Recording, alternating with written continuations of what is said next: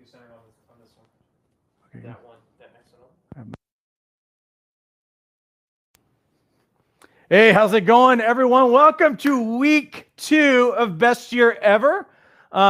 We had a few glitches last week and everything else, and you know what we did? We went out and we partnered with a new provider. We're hoping that everything is glitch free, but what you guys can tell us is if there's any problem with hearing us, if there's any problem with sound or any of those things, let us know. Our tech crew will look at that on the comments and we'll make sure that we fix it. But do us a huge favor as you are making it into the room.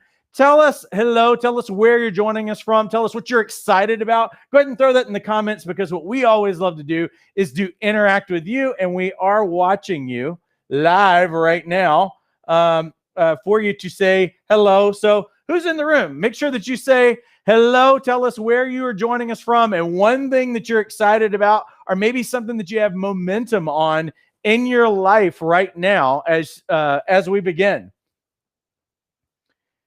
There's Alexandra. She is, and she's joining us from Magna, Utah. Welcome, Alexandra. Who else is in the room? M. Coach from California. Welcome. Let's see, who else do we see that's popping in? Just as you're making it into the room, make sure that you say hello to us. Tell us where you're joining us from, what you're excited about, and we're going to jump in just a moment. And you know what I'm going to try to do? I'm going to try to bring my decibel level a little bit and save some energy and some throat tonight so that I can actually do a halfway decent job, right? Alexandra says, I'm finally taking action to improve my self-care. That's awesome. Yolanda is in the room, and she's joining us from Southern Maryland. There's Adrian joining us from New Orleans, excited about getting unstuck. This Joanna from Queens, New York. Welcome, Joanna. Monica's in the room. Where are you joining us from? Monica's joining us from New Jersey. Really excited about getting clients this year. Love that. And there's Tommy, who's joining us from LA. Excited about finally revamping the website. Love it. Santos from Stockton. Santos says, Happy New Year to all Paul and staff family. Greetings from Stockton. Excellent. Anybody else? We're just saying hello to everybody as they're making it into the room. Just say hello, tell us where you're joining us from, and tell us maybe something that you're excited about working on for this year. There's Alicia joining us from Pittsburgh, Pennsylvania. Excited to hear the session. Barry, who's joining us from, it just kind of jumped on me there. Sorry about that. Barry, who's joining us from San Diego. Happy New Year to you as well. Clint, who's in the room from Nevada. Let's see. M. Coach says, excited about what is going to be shared tonight and helping me to move forward in my new venture into coaching. There's Taish. Hello, Taish. Irina from New York City, excited to become a coach in New York in 2021. Let's see. T. Jeezy from the Bay Area. And your name is Ritu. Awesome. And Joanna says, excited to get started. I'm brand new, need my first client. Awesome. Santos says, focusing on better lead generation. That's for sure. Pinpoint, laser fine-tuned client getting. That's awesome. Anybody else want to say hello? We're going to jump in. I'm going to give everybody about 5 seconds to say hello, and then we're going to leap in to this week. Oh, there's Austin. Welcome, Austin. And Nina, who's joining us from Pennsylvania. Pennsylvania is like really representing. It's like, what's going on in Pennsylvania tonight? Like everybody's like here with us. Awesome. And from Canada, is it Regina or Regina? Is it Regina, Canada? I can't remember. Happy 2021 to you as well. All right. And there's Sandy joining us from New Jersey. East Coast is in the house. Where's West Coast at? Where's Midwest at tonight? Anybody from the Midwest in here tonight? Anybody? And first one. Awesome. All right. Well, we've given everybody, let me say one more. Elaine, who's joining us from South Jersey as well. Kathy, who's joining us from New Jersey. Whoa, what's going on with Jersey and Pennsylvania? You guys are taking over. All right. You guys ready? Let's do this thing. Would you like to slide up for me? I want to share with you guys some things tonight that maybe you've never heard before, that you possibly have never heard shared before. Go ahead and light that up for me. And it's this, is that great lives are designed and created. It's intentional. It doesn't just happen. What do I mean by that? Here's what I mean by that. When I say that great lives don't just happen, they are made, they are designed, they are intentional. Every one of you is a creator. Every one of you is a creative. Every one of you is a designer. Now, the reality is that we've got the power of choice, and so we're actually creating the kind of life that we have right now. Whether we like it or not, the fruit that we are tasting right now, if you don't like the fruit, well, guess who's been picking the fruit? It's actually been you, raising this fruit, creating it with all the choices that you make. Now, if you see somebody out in the world who's living an amazing life and they love their life and they are totally satisfied, I want you to know that that didn't just happen for them as well. They didn't just wake up in the morning and then everything was just like together. There are specific choices that they have made. There are specific decisions that they have laid out, and they have had an intention about those things. And you know what the reality is that they have the kind of life that they want, or at least maybe sometimes the life that we want. Reality is that most people, and I'm really serious about this, is that most people are actually dissatisfied with their lives. And the worst part is that people are dissatisfied with their lives, but they don't really know what's wrong with it. They don't really know what is wrong. They also don't know what to change. And so because of that, it makes people really unclear as to what their yeses and nos are. Last week, I gave you a little bit more inspiration and motivation maybe on some of these things. This week, we want to get down and dirty. We want to get our hands dirty to understand what is most important. Can we get clear on what we really want out of our lives? Because if we're not, then sometimes we might not be fixing really what we want. Go ahead and light the slide up for me really quickly. Here's what happens when you don't really know what's going on in your life. When you feel the pain of dissatisfaction that's going on in your life, it's really going to lead you to do one of two different things. The first thing that a lot of people do when they don't know what's wrong is that they take action that is actually the wrong action. It doesn't end up giving you the results that you want. Here's what I mean by that. What do you change when you do that? When you do that, what are you changing? You'll change your hair, which sometimes is a mistake. You'll change your friends. You'll change your relationships. You'll change your lover, whatever it is. You'll change your underwear, which, by the way, that's actually a good thing to change. But the reality is that we'll change things that may not be actually giving us the result that we want. And so people, I remember years ago, there was a celebrity, I'll leave her nameless because I don't want to be bagging on her, but I'll never forget when they thought that she had lost it. She had apparently gone in the bathroom. She had this beautiful, long, golden blonde hair, and she'd gotten a razor out of the drawer, and she literally shaved her hair completely off. So she's completely bald.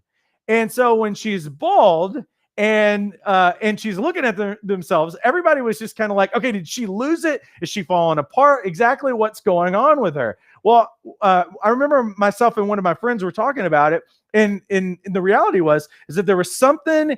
It's like she'd hit rock bottom in some kind of way, and rock bottom is not a bad place.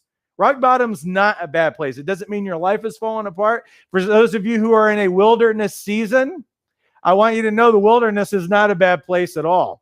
Matter of fact, every story that I can think of somebody being in a wilderness or being in a dark place always found something. And you have to have a desire to want something different. There has to be dissatisfaction that stirs up in your life to make you actually want something. And so I remember when we saw this and we were like, is this, everybody in the tabloids are saying that her life's falling apart, she had issues or whatever. When we were looking at it and we were like, hey, she just wants to see something different. Even if it's something in the mirror, she wants to look and see something different. But sometimes I'd say a lot of people take action before they know what they're actually trying to fix, and they fix the wrong thing. Here's the second thing. Let me light the screen up for you. The second thing that people do is that they get paralyzed and they make no decision at all. And here's the funny thing is that when you make a decision, when you choose to not make a decision, you are actually making a decision. So what do people do who are paralyzed because they feel stuck? That means that they might stay in a relationship with the family that doesn't believe in them, that they've spent their whole life serving and trying to get them to like them maybe, or maybe they would say that they are trading, serving, and helping people and all of this stuff for love in some kind of way, but it's never really returned. Or the relationships where you're being taken advantage of, or the job that stinks, the stuff that you are tolerating when people don't know what they want and when it's not clear, but they feel the pain of it. Sometimes it's so painful and it feels so huge, they feel like they literally can't take action. Matter of fact, for me, and I got the trusty whiteboard, and you know what? This whiteboard's not as sexy as the one that we normally use, but you know what? We didn't want to take over the backdrop and go back to that. So that's why we went with the ugly framed whiteboard, okay? But it works, okay? So, see, sometimes I just speak out loud things that I'm thinking about, but anyway. So let's see if I can do a good job of this. All right, so here's the elephant. This is what happens for those of you who are stuck and you're kind of paralyzed right now. It's a very obese elephant, okay? Now, I remember years ago when I was getting ready to start, when I wanted to go full-time. I had spent probably the better part of a year and a half, not in I was probably stuck in a place that a lot of people would actually want to be stuck in, because I was working full-time. I had a full-time job. But my base salary that I was working there, now listen, the people were great there. For any of those people who might pop in and you see me years later or whatever, listen, I'm not saying anything bad about any of you guys. People who I worked with were great. Problem was at the job, it was below my passion level. There was nothing that I was passionate about doing. I didn't feel like I was challenged. I felt like I was there to change the world. That's what I feel like I'm on the planet, is to change the world. But I'm working a job. Remember working a job that it's just like, man, I hate this job and I'm really good at it, which makes it even worse because people think that I'm doing a great job, but I don't like it and everything else. And there's all of this stuff going on. Meanwhile, I'd started my coaching practice. And I'm coaching on the side. I would make more money in 1 hour than I would make in 8 hours. And I remember, I want to leave so bad. And I remember I had this trip that I'd made up north, and there's a gentleman who has been a mentor in my life. He's actually very well known. That's why I'm not going to drop his name, because I actually value that relationship. But I thought so much of him in my life, and I'm sitting down with him. We were in Santa Barbara, and I remember we were sitting outside this place, having a beer or whatever. And I asked him this question because I knew from his background, because he's literally traveled all over the world, but he comes from very humble beginnings. He should have been a statistic, but he's got an amazing life. And he's somebody that inspires me. And I remember asking him, because I knew that he had made risky decisions his whole life. And I said, tell me this, what is the line? What's the line between faith and risk and responsibility? And I remember what his response was. His immediate response to me was, Paul, not all risk is the same. And I was like, well, I don't even know what you're talking about. What are you talking about? He says, well, not all risk is equal. What you really need to do is that you need to parcel out your risk, and then you won't be overwhelmed and you'll actually be able to make a decision. Because this is what happens, is that the elephant has it's huge. When you guys, some of you are wanting to start new careers, you're wanting to do something new. And this is the thing, this is your stuck place, is that when you think about the whole idea, it's all of it together. It's just like, it's all bunched together in this big fat elephant, and you feel like you can't move. But what do they say about elephants? How do you eat an elephant? You take it a bite at a time. That's how you do it. And I remember I took a step away when I thought about that conversation. I was traveling all the way back to San Diego, actually on a train, and the Pacific's, flying by and everything else. And what I thought about was, what were the things that I was most afraid of? What was the sticking points? And you know what most of the elephant was? Most of the elephant was actually had to do with like my wife's health care, because we didn't have Obamacare then when I started my business. And so it was like, is there even a possibility? And so you know what I found was true? I was so afraid of that one element. Now I was afraid of some other things. You know why? Because like many of you, I lost everything during the recession back in like 2007. We lost our house. I had a 400 credit score. No one was going to give me money. I was driving this crappy van around for years, that made all this noise, a transmission and everything else. I mean, it was a really bad time, and I got burnt really bad. So there's other parts of this, but I realized when it came down to it, because sometimes, and I know that I need to say this for some people who are listening right now. One of the things that I struggled with during that time, it was to think that my passion was a selfish thing to go after. Because if I go after my passion, am I putting my family at risk to go after that? And here's what I would say, is that you love your family, make sure that you have your priorities in order, but your family should give you roots and wings. Your family should actually inspire you to live towards greatness. You should live a bigger life because of your family, not a smaller life. And I realized that I managed my life in many cases, and I put a govern on my life, and I had a fraction of the influence that I should have been having during that time just because I was afraid. Well, anyway, when I realized that most of the elephant was literally dealing with healthcare, you know, the funny thing is that I'd never even looked into whether or not my wife could get healthcare. Like I assumed, it's going to be too expensive. No one would ever cover because there's pre-existing conditions, all this other stuff. And you know what I ended up doing? I ended up saying, this is what's actually paralyzing me. Out of that one conversation of clarity, that I went home, and you know what I discovered within like 3 days? I could have gotten my wife healthcare on my own, and it's not nearly as expensive as it was. And I could have been doing that years before then. It's the craziest thing. This is what happens when you get stuck and you don't know what matters, and everything's together like this. It will actually paralyze you, and you don't take action. And I'll tell you this, within 90 days, I had left the company that I'd been working for and went full-time in my business. And within 4 weeks, had already taken care of all of that income that I had lost and more within about a month. So what am I saying in all this? Well, how can I help you actually make these kinds of decisions? Well, what do we need to change? Who do we need to be during this time? And how do you actually make a shift towards clarity? I'm going to show you something really quickly that some of you might have seen before. Matter of fact, if you're in the Life Coach Training Institute, Life Coach certification course, or anything else, go ahead and light this up for me. This is a thing that a lot of people like. Listen, I did not invent this. There's a lot of people who use this. Matter of fact, a lot of coaches use the Wheel of Life, especially when they are in the very beginning stages of like intake, and they're trying to get to know someone, and they're asking them questions about themselves. But usually the way that a coach uses it is they usually show the person what are the gaps in their life so that they can show what value they bring as a coach. And I'm telling you that that's actually a limit to what's actually possible, even with a tool like Wheel of Life. Well, when you look at Wheel of Life, I'm not saying that people are using it completely wrong. I just say that people aren't really very effective in the way that they're using it. When you look at the Wheel of Life, basically what you do is that you have these different categories, and there might be 5 of them, or there might be 7 of them. I don't know. There's usually a lot of different categories that are on here.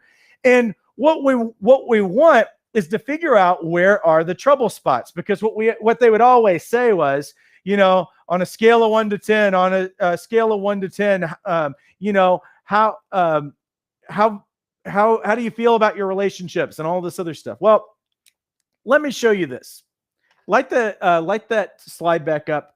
When you look at this, you guys can pick any categories that you want, because some of these things will be relevant, and some of them will not be relevant for different people. But what I want you to understand, as I light this next screen, is that what you want is really a state of being. And that's the reason why most of you are actually very stuck in your life, because you think that you want a particular goal, but or that I want this particular thing in my life, but it's not the thing that you want. It's the state of being. It's the mental and emotional state that you want as a result of having that. So that when we look at a wheel of life or any kind of tool that you guys use, and you can use it on yourself, what I want you to know is that, and some of you are like, well, we shouldn't regard feelings so highly. You know, that's not something that we should do. Listen, every one of you, even those people who think that they're analytical and that they're all in their head and that they never feel anything, that's a complete lie. It's a complete myth. Matter of fact, science tells us that in the moment that we have a thought, that there is a feeling that's associated with it. Now, a person who's analytical might have different feelings in particular states that they are that they prefer. Maybe they're not all crazy. Maybe they're not crying. Maybe they're not laughing. But there is a state. There is a state involved in all of that, a mental and emotional state. You've never had a thought in your life about something that you cared about that did not have a state associated with it. There's always a feeling. Matter of fact, the feeling precedes the thought, and the feeling actually dictates what people think about stuff. So we don't overdo feelings, but I want you to understand is that everything, go ahead and light this slide up for me, that everything that you have ever felt in fulfillment feels like something.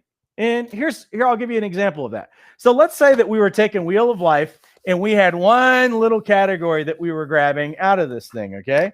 Now, let's say that somebody came to me and they said, and I said, tell me, here's their career, right? Their career, or we can just say their work, okay? If I went to you, and you guys can do this on yourself right now. If I said, hey, how do you feel on a scale of 1 to 10? How do you feel about your career? How do you feel about your work? If somebody says a 10, or if somebody says a 5, it means something. Like it's something, there's a feeling associated with it. Because they're able to say, well, it's a 10 or it's a 5. Well, then I've got to ask them, okay, if it's a 10, we're not changing anything. But most of you guys, career, and why am I focused on that? Because most of you want to be coaches. You want to get started. Some of you are stuck. You haven't made changes. But it's really important for you to get really clear on what it is that you really want. So when somebody says I'm a 5, then I need to know what that means. Well, tell me what a 5 means. Well, let's say that somebody says, well, I'm sitting at a 5. Matter of fact, you guys can discuss it even in the chat. I'll look at it in just a second. But if somebody says, oh, well, I'm a 5, then it means something. They feel something. Okay, well, what does 5 feel like? And why does it make you feel the way that you do? Well, they might say something like, well, you know, I just feel like my job lacks purpose. So there's not a whole lot of purpose in my job. Well, some of you would probably be like, okay, yeah, purpose. I understand that. Maybe we should help you find your purpose, but I need to know what that means. Because if you say purpose and I say purpose, we might mean very different things. See, it's important to get clarity because I don't want to change the wrong thing. See, some of you might even go about it for somebody else or in your own life. I just need more purpose. So you know what you'll do? You'll go volunteer your guts out somewhere. And it still won't touch your need for purpose. Or you'll go and do any number of things to try to solve it. So here's how we solve it. First of all, I have to ask, what does it mean? If you had purpose in your job, well, what does that mean? Well, that person might say, well, you know what? If I had purpose in my job, and they explain it like this, like, here I am, I'm at my job. I've been there for 1.5 years. You know, my boss is fine. The people that I work with are fine, but they've all been there for like 10 years and they just kind of don't care anymore. You know, it's like there's nothing new under the sun and they're kind of doing their own thing. I've been there 1.5 years. I have all these ideas that could change things, that could make us amazing. But I feel like I don't really have a place to be able to share those things and anybody who would even get excited about it. So I feel like I can't really, you know, utilize my voice to actually do something, you know, that my ideas would actually matter. In all of that jumble, I learn a lot about what they're saying about purpose. You know what they're saying about it? You know, they're saying, oh, I need to be around a group of passionate people. You know, they're saying is that they say that I am an ideas person and I need change because the other people are not okay with change. I need change in what I am doing. And what else did they say? That they could make it better than ever. They need to see things transform. They need to see life. See, the other thing that they said was, oh, I feel like my voice, like I have these ideas and I don't have an outlet for it. You know what they're saying is that they want their voice to matter. You know what big word is coming out of all of this stuff? Is that significance is one of the major reasons why they're feeling pain, why they are dissatisfied, is that they don't feel significant. And that's one piece of all of these things. See, if we fix the wrong thing, we're going to still be miserable. And if we don't do something, then we're going to absolutely be miserable. This is why it's so important to understand what we are feeling at any given moment, because feelings are actually telling you something is wrong, telling you something that's off. Because having action items, having goals in your life does not thrill me in the least. I mean, what do we do as coaches? We help people set goals. We help people get stuff, but I don't want people getting the wrong thing. I want people to stay motivated. I want people to be passionate. But you know what's true about somebody who might be in the workplace? It might not be these things at all. Could be peace that they're looking for in their life. They could want just job security. They want a place that doesn't change. They want people that are like family. But there's people who are like me that want to work on a team where people are aggressive. They want to change the world. They want to achieve. See, we need to know what really matters and what is driving a person. You need to know what really matters and is driving you.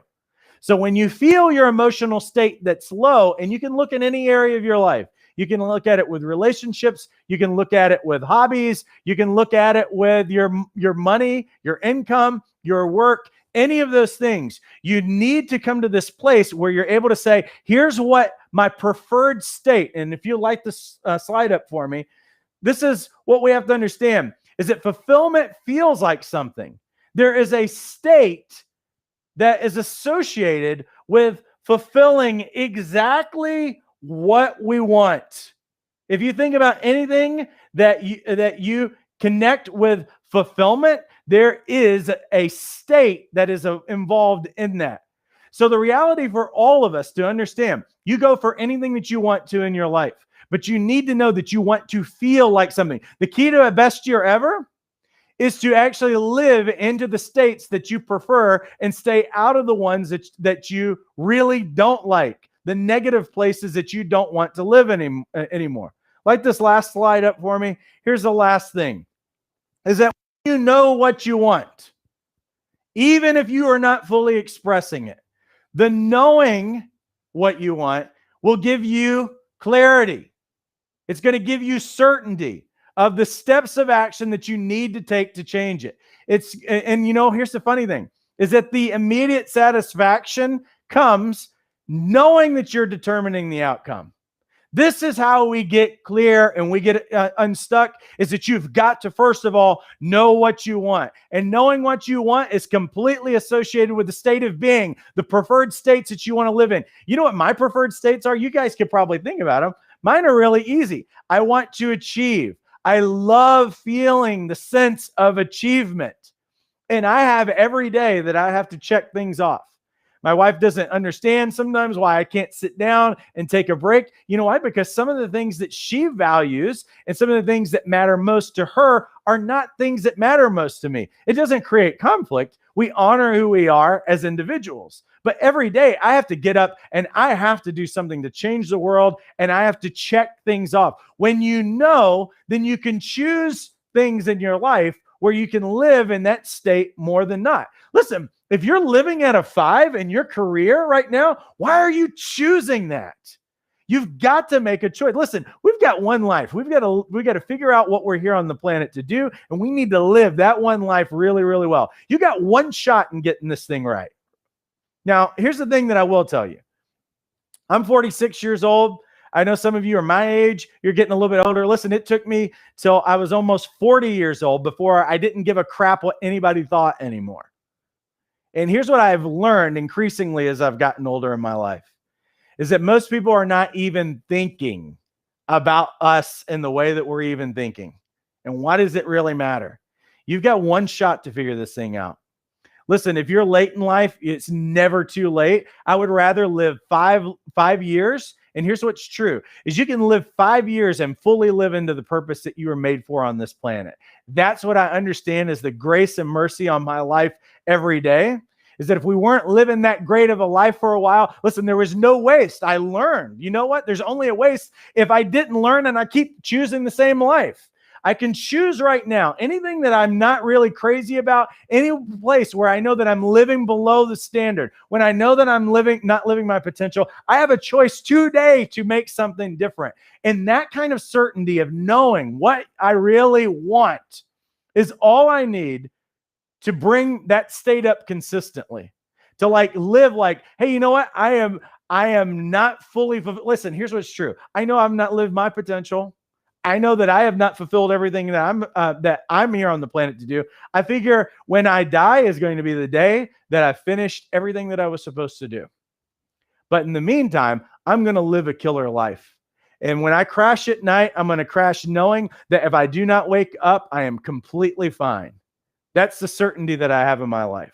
There's certain things that every one of us have to decide what matters. I have no unresolved relationships in my life at 46 years old. I'm not saying that I'm tight with everybody who's out there. It doesn't mean that I haven't distanced myself from people who are hurtful, but I have no unresolved relationships in my life. There have been things that could have crushed me, could have left me in the rearview mirror for the rest of my life, but I've decided that I am not that person anymore, and I've decided what kind of a life I'm going to design. You guys all have the choice to create the kind of life. You're already creating it, but it's going to take new choices. It's going to take getting clear about what you want. And secondly, it's going to be taking action on the things. You've got to define it really well. These are the kinds of things that help us define it in the most simplistic terms ever. And we can live lives of purpose, and we can live lives that we only dreamed of. You can still have your dream life. Someone giving you $1 million or winning the lottery is not the key to your dream life. Your dream life comes into the choices that you make today and making different ones than what you've made before. Let me check our chat really quickly to say hello to people really quickly. Joanna says, you wouldn't worry so much what people think of you if you knew how little time they actually are. I like that. Let's see. Anybody else? Let me just look back. Santos says, Paul has a lot of wisdom. He's a great teacher. Highly recommended. I appreciate that. Awesome.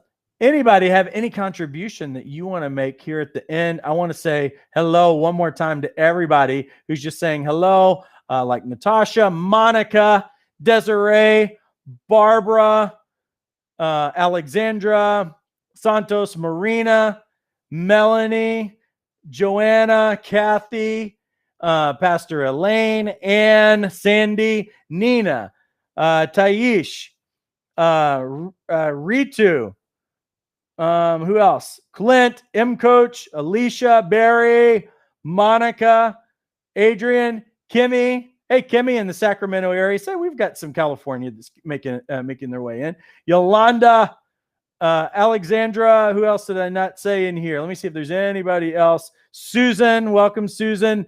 Thank you guys all so much for spending your time with me tonight. I hope tonight was inspiring. I've been dreaming about you as far as your life is concerned, and I hope that this has been really helpful for you. One thing is you can look online. If you go into our Life Coach Certification course, you can find the Wheel of Life, but you know how to apply it in a very different way. You can also do a Google search for some of the other wheels of life that's out there. Use these tools, figure out what matters most, and start making powerful decisions. Maybe it's to become a coach. Maybe it's something else. I don't know. But let's make change. Let's take some bold steps. Listen, I appreciate you guys all immensely. Have a great rest of your week and take care.